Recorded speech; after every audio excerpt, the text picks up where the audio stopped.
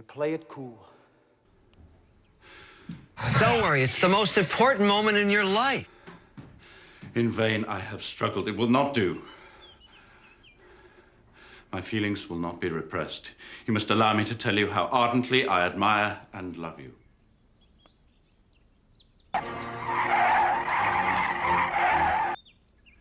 In declaring myself thus, I am fully aware that I will be going expressly against the wishes of my family, my friends, and I hardly need add my own better judgment. Logical.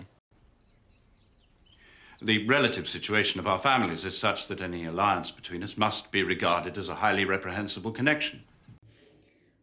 Honesty is the best policy. As we have heard this quotation. Indeed, as a rational man, I cannot but regard it as such myself, but it cannot be helped.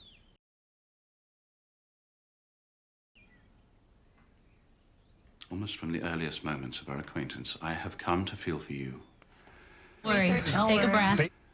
a passionate admiration and regard, which, despite all my struggles, has overcome every rational objection, and I beg you most fervently to relieve my suffering and consent to be my wife.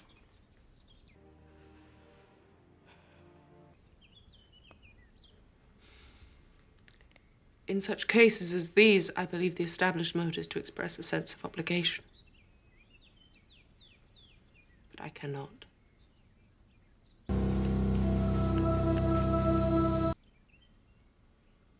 Reboot. Yeah.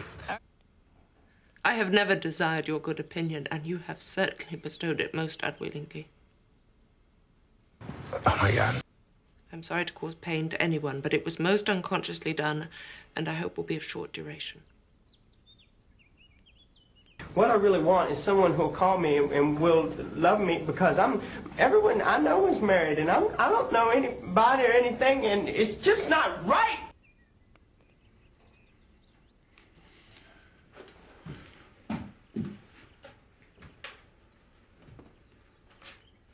Get cool, boy.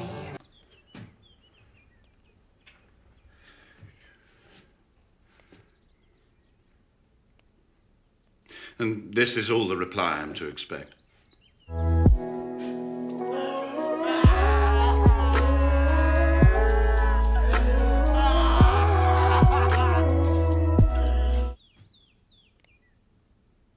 I might wonder why, with so little effort at civility, I am rejected.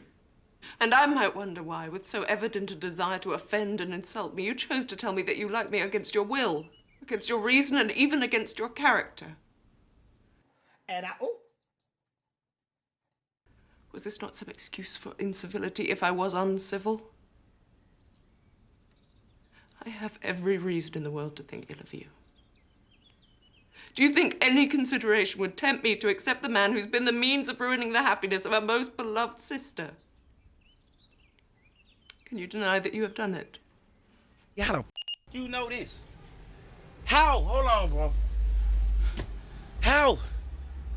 How you? I'm saying how? Like, talk to me, bro. You the police? Is you the FBI? CIA? What's you? I have no wish to deny it. I did everything in my power to separate my friend from your sister, and I rejoice in my success. Towards him, I have been kinder than towards myself. But it is not merely that on which my dislike of you is founded. Long before it had taken place, my dislike of you was decided when I heard Mr. Wickham's story of your dealings with him. Unbelievable! How can you defend yourself on that subject? You take an eager interest in that gentleman's concerns. Him? Mm-hmm. And her? Mm-hmm. That makes sense. Who that knows what his misfortunes can be can help feeling an interest in him? His misfortunes, yes, his misfortunes have been great indeed. I need to go. I need to get my and I need to go home. And I'm standing here taking off of them, and that Kelly control. I swear to God, if she was on the street, I'd knock her out. And of your infliction. You have reduced him to his present state of poverty, and yet you can treat his misfortunes with contempt and ridicule.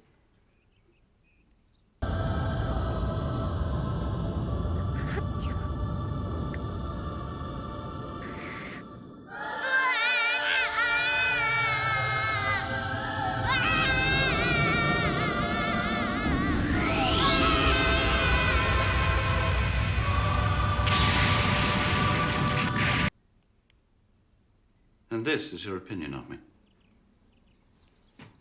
My faults by this calculation are heavy indeed. I no longer want to be here.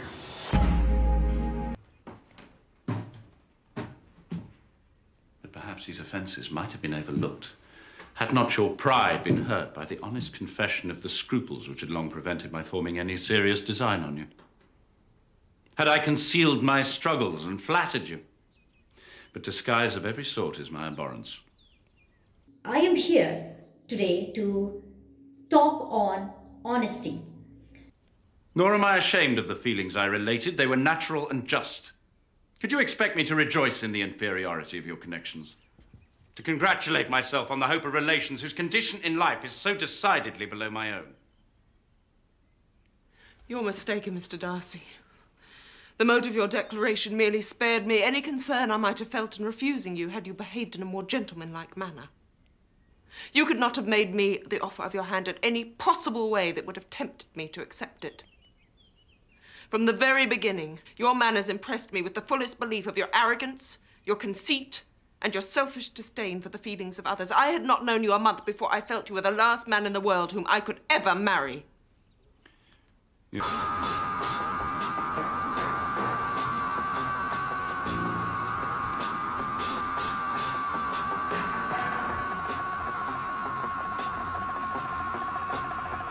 You have said quite enough, madam. I perfectly comprehend your feelings.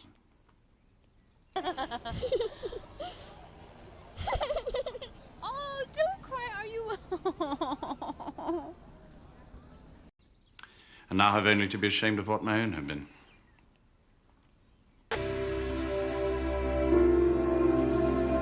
Please forgive me for having taken up your time and accept my best wishes for your health and happiness.